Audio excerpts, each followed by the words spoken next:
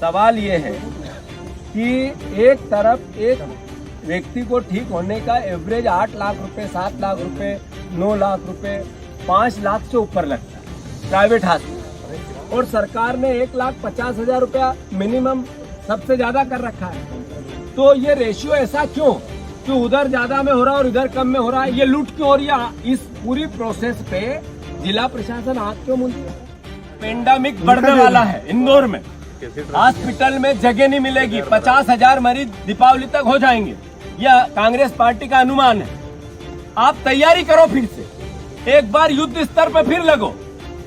मेघदूत और चिड़ियाघर खोलने के बजाय कैसे हम इस महामारी से निपटे उसकी तैयारी करो। और वो परिवार का साथी जिस पर ये आपदा आ रही है, मैं मानता हूं कि आप भी सोशल डिस्टेंसिंग रखो और बचो इस बीमारी से। हम खुद बचेंगे तो बच सकते। प्रशासन ने कहा है कि आपको तो हम मारने पे तुले हैं। इंदौर का प्रशासन और मध्य प्रदेश की सरकार ये कह रही है कि हम प्रदेश के रहवासियों और इंदौर वासियों को मारना चाहते हैं, क्योंकि सरकार के सानिध्य में शोभा यात्रा निकल रही है, वो मटके बांटे जा रहे हैं। तो सरकार कह रही मरो। अधिकारी अपने पद की गरिमा रखे, कर्मचारी अपने पद की गरिमा रखे, पुलिस वाले अपनी वर्दी की इज्जत करें, अन्यथा समय बदलते देर नहीं लगेगा। सर्वे क्या आ रहे हैं जरा समझ लो, और सर्वे के आधार पर सरकार कैसे चलेगी ये भी समझ लो। हम आपको डरा नहीं रहे हैं, हम कह रहे हैं कानून और संविधान का सम्मान करो।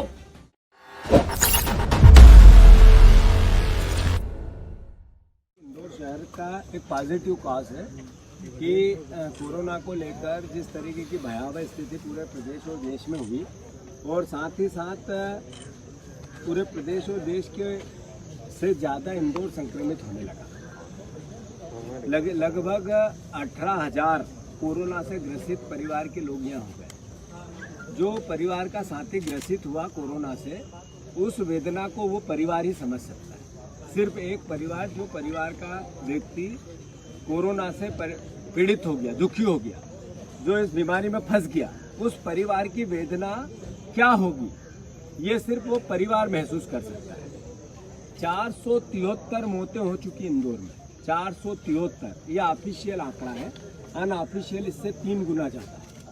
इंदौर शहर का प्रशासन मौत के आंकड़ों को छुपाना चाहता है। मुख्यमंत्री के निर्देश है कि कोरोना से होने वाली मौतों को दबाया जाए, संक्रमित लोगों को छुपाया जाए, और जो लोग जांच की प्रोसेस की बातें की जाए, भाषण दिए जाए, पर जांच न की जाए, ये प्रोसेस बनाने की कोशिश प्रशासन की हुई। 400 से ज़्यादा पॉजिटिव केस लगभग रोज आने लगे, 400 के आसपास रोज आने लगे, अखबारों की सुर्खियां बनने लगी, लोकतंत्र का चौथा स्तंभ इसको उठाने लगा। इस हिसाब से 400 रोज केस आए तो 50,000 दिवाली तक केस हो सकते हैं। 50,000 केस संक्रमित दिवाली तक हो सकते हैं। सरकार ने, देश की सरकार और प्रदेश की सरकार 1,50,000 रुपया अधिकतम कोरोना के पीड़ित व्यक्तियों के इलाज के लिए, जो हॉस्पिटल जिसको सरकार चिन्हित करती है, सरकार चिन्हित करती है, यानी सरकार का जिससे एग्रीमेंट होता है, MOU होता है, उसको कहा है कि अधिकतम आपको 1.5 लाख रुपया तक की हम राशि प्रदान करेंगे। अब आप देखो कि जिसका प्रशासन, सरकार जिस हॉस्पिटल को चाहेगी कोविड करेगी, जिसको नहीं चाहेगी नहीं करेंगी। मतलब जो माल में लेन देन और आपस में जो खेल जम जाए तो हॉस्पिटल को मदद सरकार करेगी, अन्यथा हॉस्पिटल जनता को सीधा लूटे। उन्होंने कहा है कि अगर हम आपको कोविड का एग्रीमेंट सरकार का और हॉस्पिटल का नहीं होता है, तो अगर हॉस्पिटल और सरकार का एग्रीमेंट हो गया तो दोनों मिलके लूटेंगे सरकार के पैसे को, और अगर नहीं हुआ तो फिर जनता को, कोविड के पेशेंट को सीधा लूटे। प्राइवेट हॉस्पिटल उदाहरण है, प्रेमचंद गुड्डू खुद कोरोना से ग्रसित हुए, जब ठीक होके आए तो 4.5 लाख रुपया इनको लगा था, 4.5 लाख रुपया इनको लगा था। उसके बिल अगर चाहेंगे तो हम आपको अवेलेबल करा। मेरे खुद के अंकल, सगे अंकल, अभी अरविंदो में भर्ती, उनको 6 लाख रुपया आज तक हम बिल दे चुके हैं, उसके प्रमाण है। जब आपको आवश्यकता लगेगी तो दे दिए जाएंगे। मैंने कहा कि सरकार ने प्राइवेट हॉस्पिटलों को कहा है कि लूटो। ये 1 दिन का गुजर हॉस्पिटल का बिल है, 1 दिन का। ये 1 दिन का बिल आप लोगों को चाहे तो मैं फोटो कॉपी कराने को दे सकता हूँ। 1,36,000 1 दिन का बिल, 1,36,000 रुपये का एक पेशेंट का। उसकी पत्नी मेरे पास आई थी सुबह ही और ये दे के गई कि भैया इतने पैसे आप मेरे को 2-1 लाख रुपए की मदद करवाओ, अन्यथा मर जाएंगे मेरे पास। सवाल ये है कि एक तरफ एक व्यक्ति को ठीक होने का एवरेज 8 लाख रुपए, 7 लाख रुपए, 9 लाख रुपए, 5 लाख से ऊपर लगता है प्राइवेट हॉस्पिटल, और सरकार ने 1,50,000 रुपया मिनिमम सबसे ज्यादा कर रखा है। तो ये रेशियो ऐसा क्यों कि उधर ज्यादा में हो रहा है और इधर कम में हो रहा है? ये लूट क्यों हो रही है? इस पूरी प्रोसेस पे जिला प्रशासन आंख क्यों मूंदी और पूरी प्रोसेस सरकार को सांप क्यों सूंघ गया? कोरोना आया, एकमात्र मंत्री हमारे जिले के, एकमात्र मंत्री हमारे जिले के, जिन्होंने हमारी इंदौर लोकसभा जिन्होंने कोरोना को आमंत्रित किया। उन्होंने कहा कि मैं भाग जाऊंगा बेंगलोर, जब मेरी जिम्मेवारी है वो नहीं निभा पाऊंगा। बेंगलोर भागने के साथ कोरोना में आके ये फैलता है तो फैल जाए, पर मैं चुनाव फिर से लड़ूंगा और मुझे जिता दूंगा। तो कोरोना का विलियन, खलनायक इंदौर के लिए, मध्य प्रदेश के लिए, जो कोरोना का विलियन है वो एकमात्र मंत्री है। क्या उनको सांप सूंघ गया है कि ये इतनी बड़ी लूट हो रही तो वो बोल नहीं पा रहे कि उनका भी हिस्सा है इसमें? सवाल ये है, मैं मानता हूं कि परिस्थिति जग जाहिर है। परिस्थितियों को, इस लूट की परिस्थितियों को आप लोग भी अच्छे से समझते हैं, मीडिया भी इसको समय समय पे उठाती है। हम मांग करते हैं प्रशासन से कि जल्दी से जल्दी इस लूट को रोको। दूसरी ओर एक हॉस्पिटल में अभी मैंने भोपाल में प्रेस कॉन्फ्रेंस ली थी और मैं फोन लगाने लगा और जितने हॉस्पिटल को लगाया जगह नहीं मिली मरीजों को। चूंकि कोरोना के 400 पेशेंट यहाँ भी मिल रहे हैं, यानी इंदौर की स्थिति और भयावह होने वाली। लोग मर जाएंगे सड़कों पर, इलाज नहीं मिलेगा, हॉस्पिटल नहीं मिलेंगे। इंदौर जिला प्रशासन क्या कर रहा है? आंख नीचे बैठा है। हमारा सजेशन भी और आरोप भी कांग्रेस पार्टी का कि कोरोना का इलाज इम्यूनिटी बढ़ा के रखना और शारीरिक दूरी रखना, दोनों चीजें केवल 2 इलाज बताए गए। जो आज तक का HOW ने या जिसने भी कहा 2 इलाज है आम आदमी जो बीमार नहीं हुआ उसको बचने के। शारीरिक दूरी बनाओ, डिस्टेंस रखो और साथ ही साथ आपकी इम्यूनिटी अच्छी रखो। दोनों चीजों पे प्रशासन और सरकार मौन है।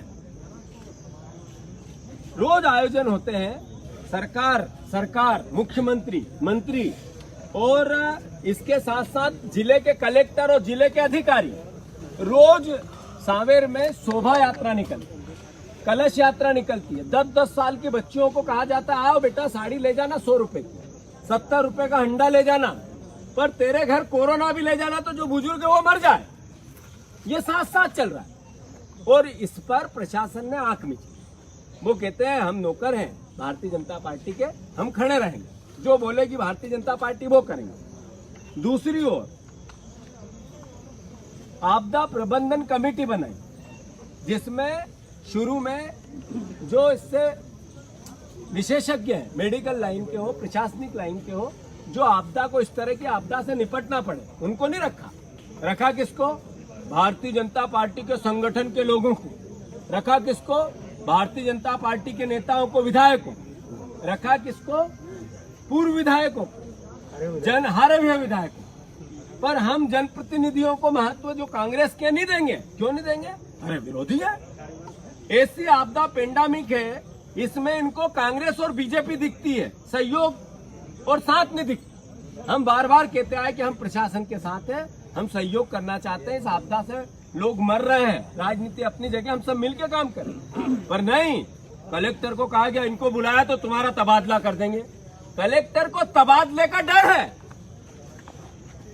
अभी आप देखो, एक जनप्रतिनिधि की, विधायक की क्या अधिकार है, इसकी बुकलेट है, आप सर्च करोगे तो मिल जाएंगे। जितने सरकारी इस तरह के रेस्ट हाउस और सर्किट हाउस होते हैं, उसमें विधायक जाके अपना सरकारी काम या मीडिया से बात कर सकता है, अधिकार है उसका। पर आपके सामने हमें करने दी, हम चाहते तो वहां भी कर सकते थे। पर वेदना क्या है?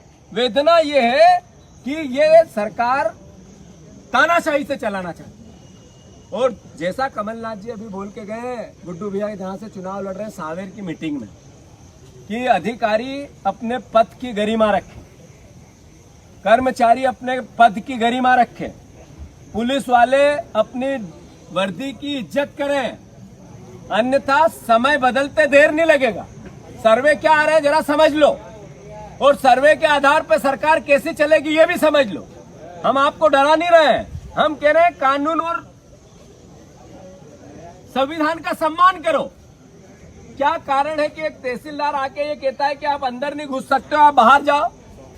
जनप्रतिनिधि विधायक को संजय शुक्ला जी है, पूर्व सांसद है, मैं हूं, एक पार्टी के अध्यक्ष विनय बाकलीवाल है, क्या हम भीड़ लेके आए थे? सवाल यह है कि इस तरीके की इनकी कार्यशैली ने ही इंदौर की ये भयावह स्थिति की है। इंदौर का जो प्रशासनिक रवैया है नौकरों जैसा है, नौकरों जैसा। फिर से मैं बोल रहा हूं, इंदौर का प्रशासनिक रवैया, इंदौर में पद पे बने रहने के लिए अधिकारियों का और कर्मचारियों का नौकरों जैसा व्यवहार है कि भारतीय जनता पार्टी के नेताओं के हम नौकर हैं, गर्व महसूस कर रहे हैं वो ये करके। मैं उनको आगाह करना चाहता हूं, शैली मेरी संयमित है पर भाव बहुत उग्र है, याद रखना आप इस बात। पुलिस विभाग ने 500 केस लगा दिए सांवेर में, 500 केस कांग्रेस के कार्यकर्ताओं पर। याद रहे, जो अधिकारी जिसने भी अन्याय किया है वो अपना नाम खुद लिख ले अब कि उसने क्या किया है। वो चाहे जिले का मुख्य आदमी कलेक्टर हो या नीचे का टीआई हो, एसपी हो, आईजी हो, याद रखें इस बात का कि आपने जो अभी तक कर ली, 3 दिन में आचार संहिता लगने वाली है। हम चुप थे, मौन थे कि कोविड में हम साथ दें, पर आपने वैसा किया नहीं। एक तरफ सांवेर में शोभा यात्रा निकलती है तो प्रशासन नौकर, और दूसरी तरफ एक पार्षद पर आंसू का। कौन सा धर्म है भाई आपका? क्या कर रहे हो आप? शर्म नहीं आती? न्याय करते तो दोनों जगह करते, अगर गलती की रासुका की तो लगाओ, पर रासुका की गलती एक ही जगह, दूसरी जगह नौकर हूं सर मैं आपका, बताओ क्या करना है? सैल्यूट मारो। शर्म आने की बात। मैं मानता हूं इनकी हठधर्मिता तो उससे ही दिखी कि जो कोविड का चार्ट बना उसमें धर्म का एक कॉलम लिखा गया, धर्म का कॉलम, हिंदू और मुसलमान। अरे भैया, आपने वहां सिख भी लिखता, अगर धर्म का कॉलम रखना था तो सिख, ईसाई, जैन, बौद्ध सब लिखने थे।